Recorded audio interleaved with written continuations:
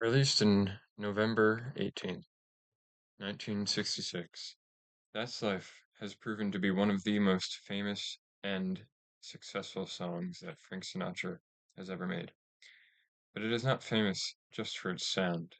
It is also famous for the meaning that it has in the lyrics.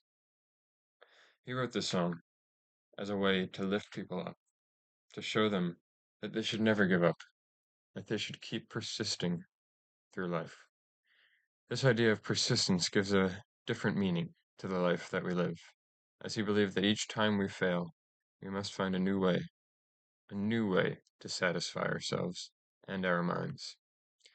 This can be seen in Frank Sinatra's song when he says, I've been a puppet, a pauper, a pirate, poet, a pawn, and a king.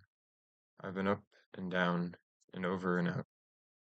This shows that Sinatra believes that through all of these various things that he's accomplished, all of these different satisfactions that he has had in his life, that they allow him to complete his goal, that they allow him to be satisfied in life, that they allow him just to believe that he is good enough, that he can pick himself back up and get back in the race, as he says.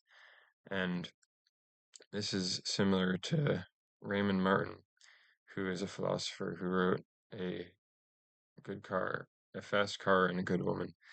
And he said that since satisfaction doesn't last, then either we have to continually resatisfy ourselves or successfully and pleasantly distract ourselves from the fact that we haven't. And this relates to Sinatra because he's saying how we have to resatisfy ourselves over and over again with the satisfaction, and that is exactly what Sinatra is doing because he is resatisfying himself with the various different things in life that he is trying, like trying new things. He is trying to be a puppet, a pauper, a pirate, a poet, a pawn, and a king. And he's been up, he's been down, he's been over and out. So he's doing all of these various things to try to just satisfy his life and try to make his life seem worth living so that he can so that he can be persistent in life and never give up, basically. And then also with the persistence, uh, Sinatra says in his song, "You're riding high in April, shot down in May, but I know I'm gonna change that tune when I'm back on top in June." And then this relates to Albert Camus, who wrote the Myth of Sisyphus, and this relates specifically to the part where it says the struggle itself towards the heights is enough to fill a man's heart. And this is when Sisyphus is pushing the boulder up the hill, and he's trying to find like the meaning and the absurdity of life.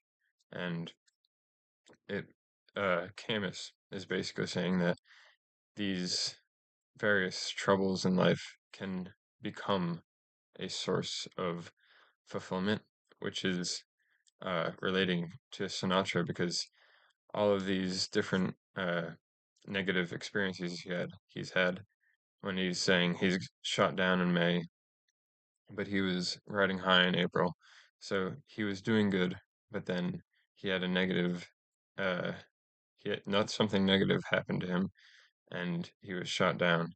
And but he knows that he's gonna change that tune when he's back on top. So he knows that when he is through his struggle, he will he will be able to rise back up into the back to the top where he originally was, back to where he was the happiest, which is what Albert Camus was saying is that through these troubles you will find the happiness, and the same with Frank Sinatra. Through his troubles he will find his happiness, he will find the success that he is looking for.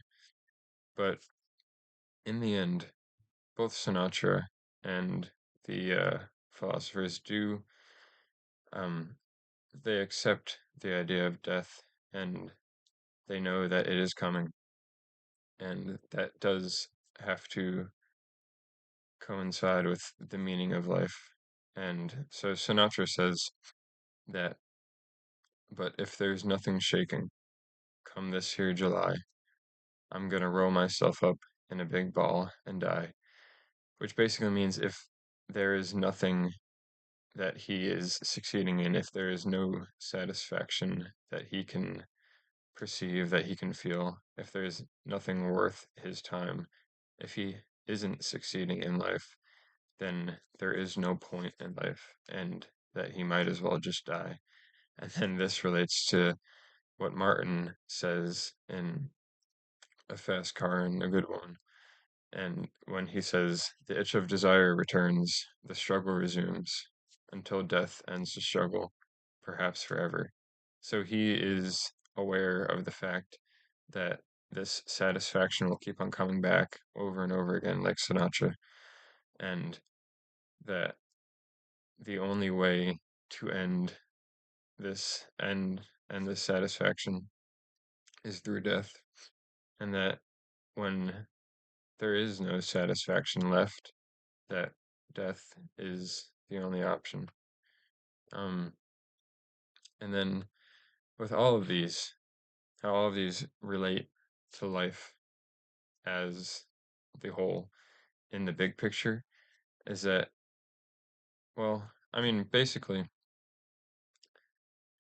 you need, sorry, you need to be able to persist in life and persist in the various aspects that will bring you happiness, that will bring you satisfaction.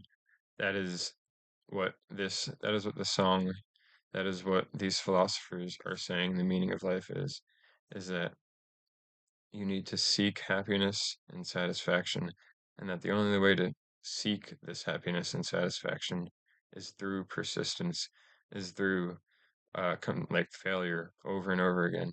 And even if you fail, you get right back up again, like Frank Sinatra said. Even if you fail, you're gonna keep on rolling the boulder up the hill, just as Camus said. So, and so I mean, the real meaning of life, as they said, is just the persistence towards happiness and the persistence towards satisfaction.